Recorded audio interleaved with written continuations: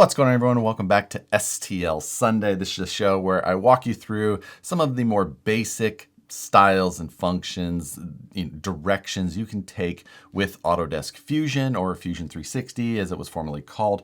But today, what we're going to do is we're going to be looking at some of the functions that can be used more like the revolve function, the circular pattern function, and specifically, I'm going to be looking at an example that you could use to design your own 3D printed tire inserts. That is going to be the project that we use for today. But we're going to jump right into Autodesk Fusion and kick this off. This is our blank Autodesk Fusion document. What we're going to be doing here again is we're going to be looking at a 3D printed insert that goes inside of a standard tire. Now, this is a popular thing. A lot of people like it. It's a personal preference, and they can be somewhat expensive because they do take quite a bit of time to print. But if you have your own printer, then you could be doing this yourself. And maybe you have an idea or a style, a firmness, or something a little bit more unique that maybe other people haven't thought of before. So that's what we're going to dive into today. Now, we're also going to look at a couple of things that actually take place in the slicer that you would use for creating these, because that's where some of this can come into play a little bit different than just the actual design. You have to be thinking of it both in the design and in the slicing function. But we're going to keep this pretty simple because I'm not trying to actually come up with a design for this that I think would be ideal. I'm just going to show you some examples, and then you can decide, your style of design for a 3D printed insert. Anyway, that's what we're going to cover. So a blank document here. The first thing you have to do all the time is start with a sketch. The sketch is this very first box at the very top. You're going to select that. Then you need to select a plane to start on. This is pretty much up to you. It doesn't really matter. At the top, you can see how they're labeled. Front sits here, right and top. So if you'd like to think of things in a space in that same way, you might want to select a plane that works with how you're thinking. So I'm going to select the front plane for this. We're going to start with a pretty basic shape. So we're going to hit the rectangle, and then over here you can select the different ways that you create your rectangle. This is a standard 2-point, which means you would just click here and then click the second point. That's pretty common. You could also use this one down here, which is a center rectangle. And that's what I'm going to use. So we're going to select that. We're going to start at the origin. So we're going to start right at that little crosshair there, select there. And then when we drag out, we have this kind of equal shaped thing. And that's why I like this, because it centers it on our origin and it gives us just an easy way to create this rectangle without making these construction lines ourselves. I've talked a lot about construction lines in the past, and this one just creates it automatically. Now, also I have a keystroke capture thing showing so you can see what buttons I hit. You may see this symbol a lot pop up. And what that is that's the escape key. Now, I hit escape to cancel out of commands often, and it's just like an old habit of a lot of people who've been doing CAD a long time to just hit the escape key a bunch of times. It's not necessary. It doesn't do anything. It's like hitting the lock button on your car.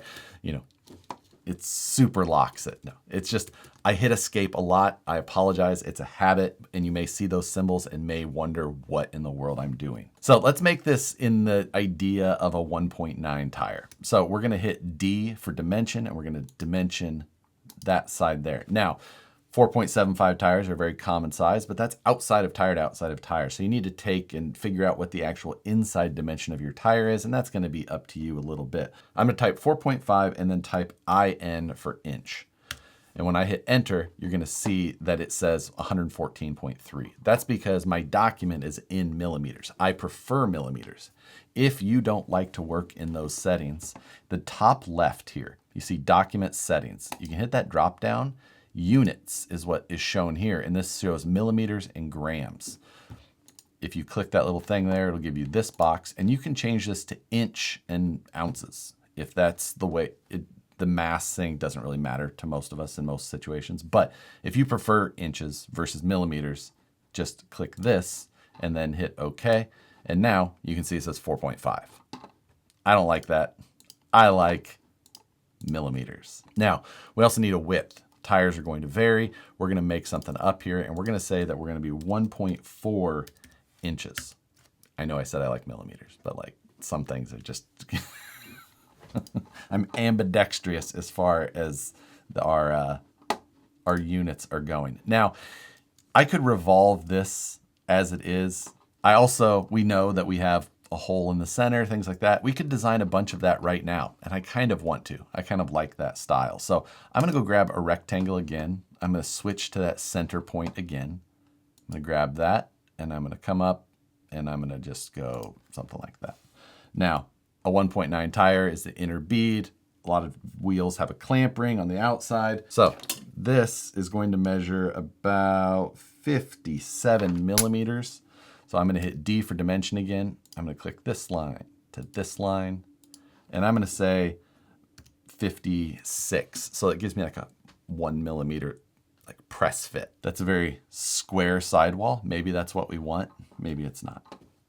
We're going to leave it like that for now. I'm going to hit L for line and then X for construction. That changes it from, you see that's that dashed line. If I hit L for line, and then you can see up here it's toggled to construction. If I hit X again, it turns that off.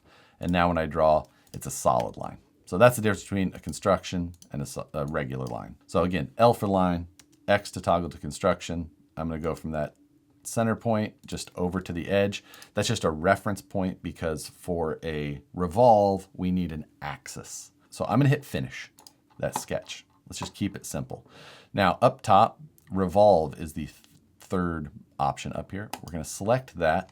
Now, this is the wheel cutout, so we don't want anything there. We only want this part up here. And then we're going to select axis, and we're going to select that line, or it was the x-axis, either one.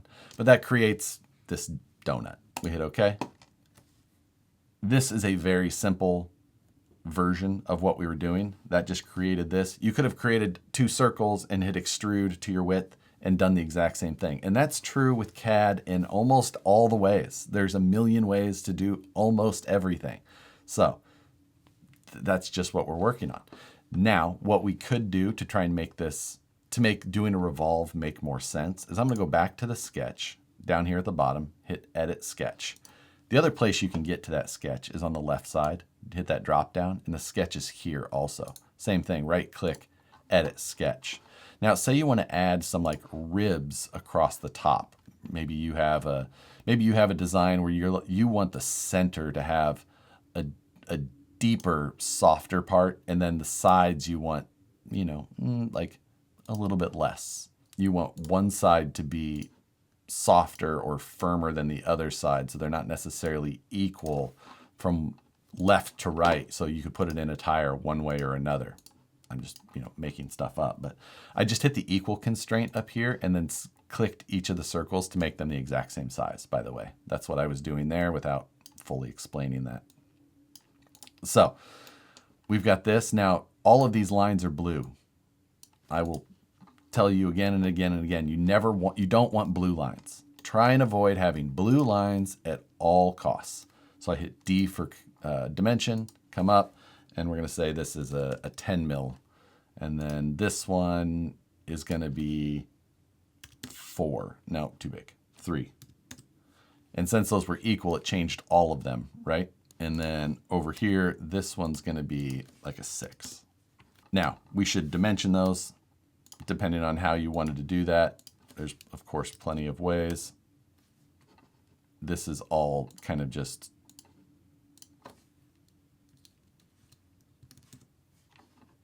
kind of up in the air, we're just doing whatever. So we're just making this cutout. Now, I don't want these top parts, so we're not going to use those, but I'm going to hit finish sketch, and it didn't do anything because I'm going to go down to revolve, hit that thing, and hit edit, and I'm going to deselect those areas.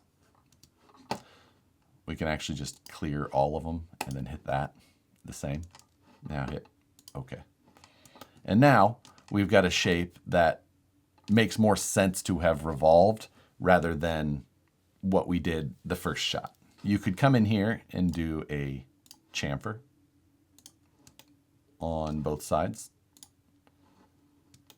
And then say you want that as like a 10 and you're like, that's a lot. So you could go down, you could do 2 distance, and then you could do 10 up, and then you could make this one like 3. Not quite as aggressive, a little bit shallower angle. You could also do that with angles, or you could do it in the revolve sketch that you did the first time. Hit OK, and that's there. Again, you could have gone to your first sketch, done here, and then you could have just taken a line and drawn from here up and played with it. You could have done like a curve instead if you wanted, you wanted something that looked to tangent this and this. Like you wanted something that looked like, maybe you wanted this curve that came in, and then you wanted another shoulder that came straight down. Maybe you wanted that instead. So let's do D for dimension. Let's throw some lines on here. 3 mil in here. Let's say that that is 4 mil tall. And this radius, again, I just say you don't want blue lines. So let's say that we can just make it close to what we sketched. And again, maybe you want it different on each side. Maybe this side you want just a straight line. Dimension 3.5, and this goes 12.5. That's too much. 8. And we're gonna hit finish. Now, it didn't do anything yet, again, because just like before, we have to retell it what to do. I'm gonna delete that chamfer. So I went down to the bottom, right click, delete. We're gonna go back to our revolve. I'm going to remove the profile again, and I'm going to select that again. And I want that little area too, remember. I'm going to hit cancel. I'm going to hit edit sketch, and I'm going to use the trim function just because I don't know why it's doing that. Finish sketch. Right click, edit.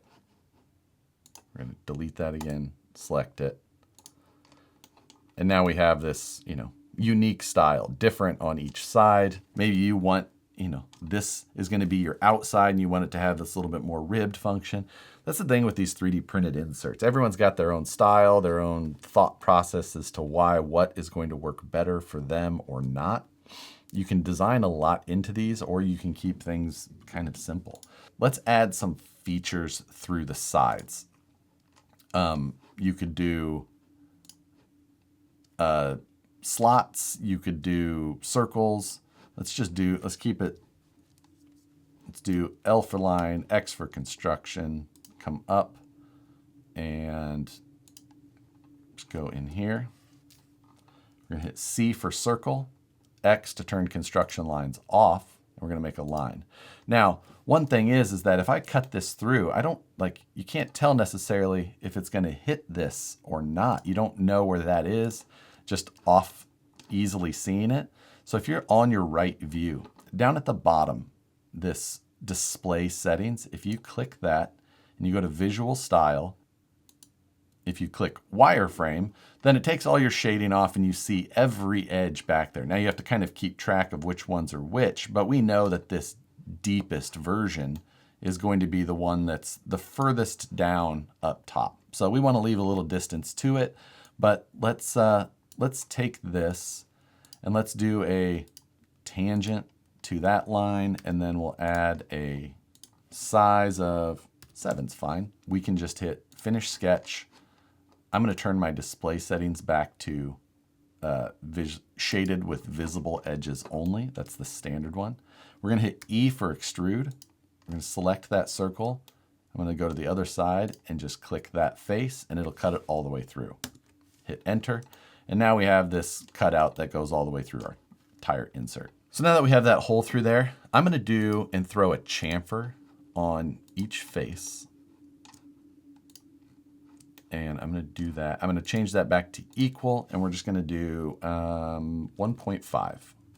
But the reason that I really wanted to do that is now we're going to go to create pattern, circular pattern. Now here, we're going to change this to features. And we can select that circle and that chamfer, and it will grab the chamfer from both sides because we did that in one feature, decision when we just did that. Axis, we can select the x-axis here, or you could just select this inner circle, doesn't matter. And now for the quantity, we're just gonna do like 12 and hit OK. So now we have, you know, something that makes those softer. If you wanted more, or you wanted it even softer, you could go back down, right click, edit, and say 16. You know, maybe that is going to work better for your design. You could also change the shape of these. You could make them a slot instead. You know, you could make them a curved slot. You could make them a standard slot, just depending on what you were going for exactly. Now, I've got these square edges on the outside. Probably not ideal if I was really going through. I would probably make some sort of, you know, edge that was up there. And maybe at this point, looking at it, you know, maybe you're in the design and you're just like, man, I wish I would have. Like, you can just go back, go to the very first sketch, right click, edit, and just start modifying this stuff. Let's make this 10. Let's, you know, we put this on the midpoint. Let's delete that midpoint constraint. So I selected the little triangle and I'm gonna hit delete. Now it turned all of those blue because they were referenced off of that. So I'm gonna just move this over a little bit for now. And I'm going to dimension, or I'm gonna hit L for line, X for construction. We're gonna go from the origin up, just to give me a reference point. And then I'm gonna hit D for dimension from there to there. And we're just gonna say, yeah, I like 1.5. I like that. And at that same time, I want to do, let's just do that part alone. So that made the change there. It gave us these areas. And now I could come in and do a chamfer on those two edges. And I can just drag that down. 2 millimeter chamfer. That looks better. Maybe you want more, maybe you want less, maybe you want it round. You can make all of those decisions as your design is going. A 3D printed tire insert, design-wise, is pretty simple. It's just a matter of tuning the design to function how you want. You know, maybe you want more of these features down here. That is really the basis of the design. From here, I want to take you into the slicer and show you how you can kind of play around with some things. So to get this model out of this, you drop down this bodies function. The body is here. That is the one body that we have designed. We're going to right click, save as mesh. STL is fine. You could also make it a 3MF if you wanted, which just takes in the dimensions and things like that.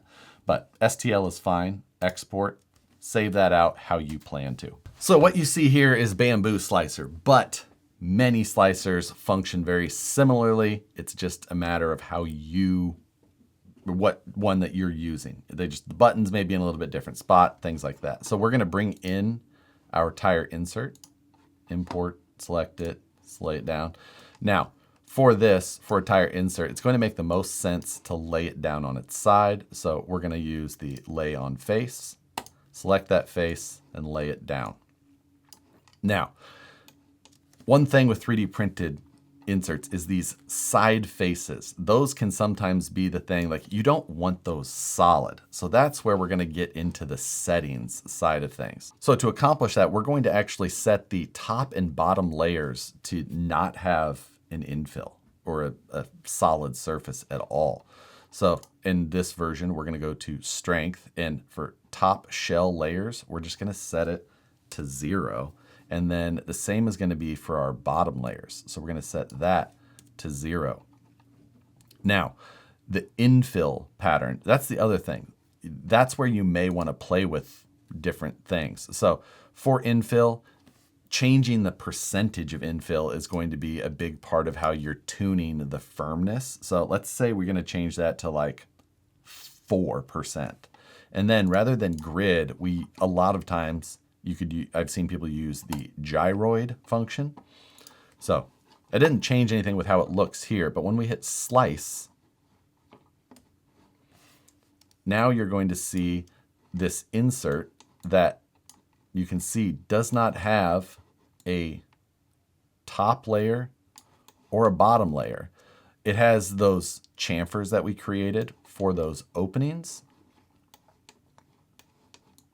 And like you can see through the insert in a lot of areas.